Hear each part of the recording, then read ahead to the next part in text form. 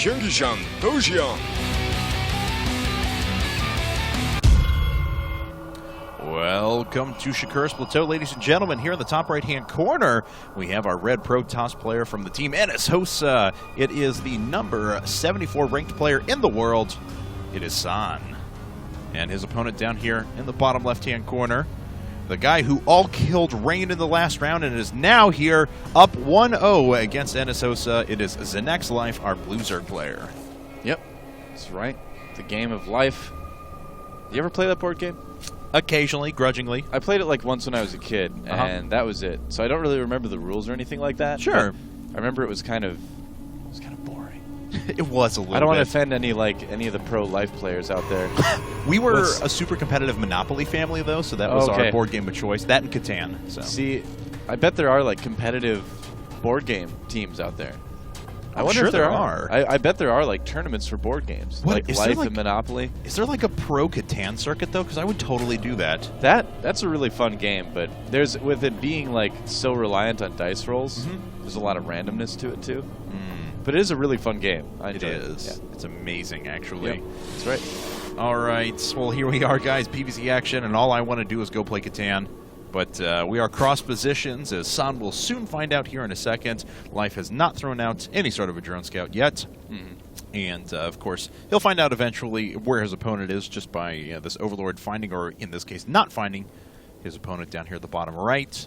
Yep, that's right. And if you you notice, we didn't catch it, but on the minimap, when ZeNEX.Life scouted, he scouted to the outside of his base with his... Well, he didn't scout. When he moved his drone down to the expansion to expand, he scouted the side of the base to look for any sort of like proxy gates or anything like that. So I love seeing those like little touches that players do. You know, it's such an easy thing to just skip, but it doesn't really take any time. And if you catch a proxy there, you have a much better chance of not dying to it. So it's those little things that really separate the good players from the great players, I think. Well, you know, and Life not throwing out a drone scout right now, he doesn't know what his opponent's throwing at him. Of course, we know it's a Nexus first build, so it's going to be a while before any sort of structure is going to come up. But Life doesn't know that, and he's forced to keep this drone off the line and stop mining just to be able to interrupt this scouting probe. So San's already going to have that one off the line to scout anyway, but he's causing just a little bit of extra damage just by forcing ZeNEX.Life to have one off the line as well. San is the type of player, too, that you wouldn't be surprised to see him throw down a couple pylons and cannons as well. I mean, he's crazy enough to do it, but obviously we know that's probably not going to happen this time, at least not for a little while anyway, because the forge isn't finished. But for all ZeNEX.Life knows, first. Yep. Oh, gate first. Really? Yes, he did. Gate first. You can see the forge coming up well after that. Oh, yeah, you're right. Huh. That's interesting. And 2 gas immediately right after that. So San does have a plan. Obviously, it's good to have a plan when you play StarCraft 2. I don't know. I just kind of wing it. I think that's why I'm so bad. Some great commentary today. Yeah. I go with the wing it strategy, but it didn't work out so well on ladder last night. All right, Cybernetics core down now. We also have double gas, so that's going to be quite the intake here, as we can see in just a second. He will be double producing probes off of those double Nexuses. I like Nexuses. Yes, Nexusauruses. Yeah. I just made him a dinosaur. I think you could make everything in StarCraft 2 a dinosaur if you tried hard enough. Overlordosaurus? Yep. Yes. Probosaurus? I like it. Just add Saurus to anything. Or a tops, so Zergling a tops. I don't know. Yeah. That one was just stupid. Cannon a tops. I'm okay with that. Cyberneticosaurus. Cyberneticosaurus. There you go. That actually worked pretty well. Yep. +1 coming up now, along with Warp Gate technology, of course. But a quick third base here out of ZeNEX.Life. We'll see if this gets... Oh, there's an Overlord overhead, so it's going to be hard to proxy anything down there, as Life does see the probe and immediately reacts by sending some Zerglings across.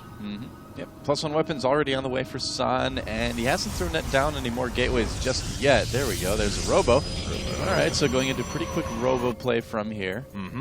Probe trying to get away for his dear life. Don't know if he'll be able to make it, but he's certainly going to try. But back on ZeNEX.Life side of things, he does have a Roach Warren coming up. It's about a third of the way done. Actually, it's behind the natural. There we go. And that third hatchery is just about 25 seconds away. And Lings don't look like they can get in there right now to see that. I wonder if he ran right up between the Forge and the Cybernetics core. I bet he can get close enough to see it.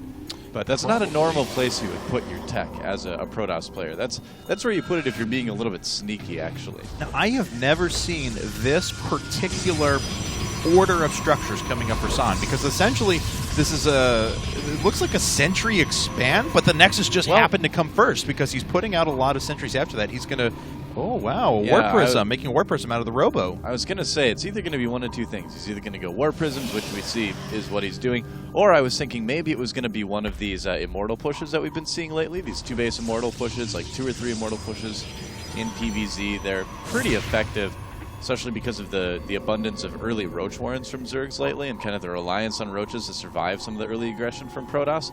So, yeah, I was wondering if you were going to see that, but it is going to be a Warp Prism, and I think he's going to go right over to the, well, we'll have to see if he goes to the natural or the third. Looks like it's going to be the third. All right, well, you know, if he gets, you know, the correct force field placement, he should be able to block off this ramp for a little while if he wants to continue warping in. But we'll see what he's going to do. Oh, Zerglings tried to poke their way up now, but a Zealot was warped in just in time to prevent any damage from being done. There is already a Robo Bay on the way now, so... Yeah, he's going to follow this up with Colossus and Gateway, and he's already going to have 1-1 as well. This is going to be pretty cool. He's going to have enough force fields to force field off that large ramp if he wants to. And so this third might be in a bit of trouble here. All right, well, we'll see if any units can make their way up. It looks like he's just going to worry about force fielding in those units more than anything else. Picking up that sentry before it's able to die and recover a little bit of energy. One queen goes down. A couple of drones are pretty low in health as well. There's a lot of +1 Zealots hitting the field right now. Yep, that's right. He's just going to go right after the Nexus here. And, oh, the force field's a little bit late there, but... Ooh, that's okay. And just pick everything up. Just going to focus down the hatchery, and he's going to get it. There's nothing that's going to stop him from killing that now. Yeah, a couple of Zealots go down, but very nice play. A couple of Zealots are going to be sacrificed for the cause, but San will get out of there with the rest of his units, and of course those very, very important sentries in check as well. Yeah, those +1 Zealots just kill buildings so quickly, so nice little snipe there with that. Overseer does see pretty much everything, sees the Robo Bay, which is a big deal, and it is going to be Thermal Lance, and not anything like Warp Prism speed. So yeah, I think we're going to see a Colossus push to follow that up. Yeah, and it looks like we do have 6 gate with Colossi now. Roaches are already making their way out. The Warp Prism swinging around the bottom of the map one more time. Oh, but now there's a Colossus, and yep, that's going to put an end to that little Roach push. We'll see how many more forces try and make their way up, though. Yeah, he's not really going to be able to break in through that. Oh, 2 Roaches didn't get the memo, apparently. No, unfortunately not. Live, pull those away! All right, Zealot he does. Wants to die. Evidently. Does keep it alive, but yeah, with the Colossus out, there's just no chance that these Roaches are going to get broken through, unfortunately, for... Fortunately for ZeNEX.Life, it's not looking too good for this particular poke. No, that's a disaster, actually. And he gets a lot of Roaches killed there. Doesn't even get the Photon Cannon. Yep. There was a drop, or no, it doesn't look like he actually dropped the units out. The War Prism's just kind of posturing around the map right now. And let's see, as he's going to make his way back home with that.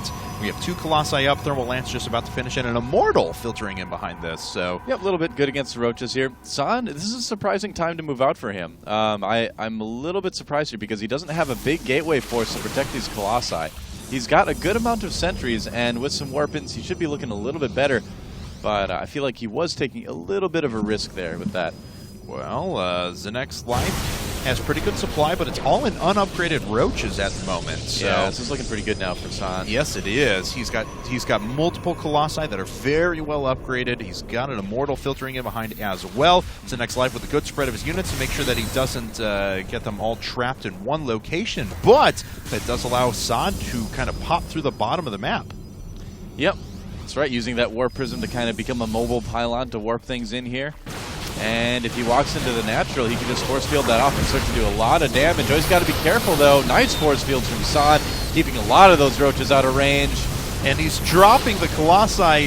He picked it up and moved it out of the way, so it was out of firing range. And not all of these Roaches can fire at once, but also San, he managed to force field his Roaches out of his Zealots out of them so they could still attack Roaches the entire time. Yep. The Roaches are just falling en masse. San is just not getting stopped. These Colossi have not been touched. They're racking up the kills, and there's the GG. Yeah, really nice build from San, just sniping that third with a little bit of Warp Prism play, following it up with a big, strong 2 Colossus push. And with some good force field usage, it was enough. And NSHoSeo San gets the win, ties things up.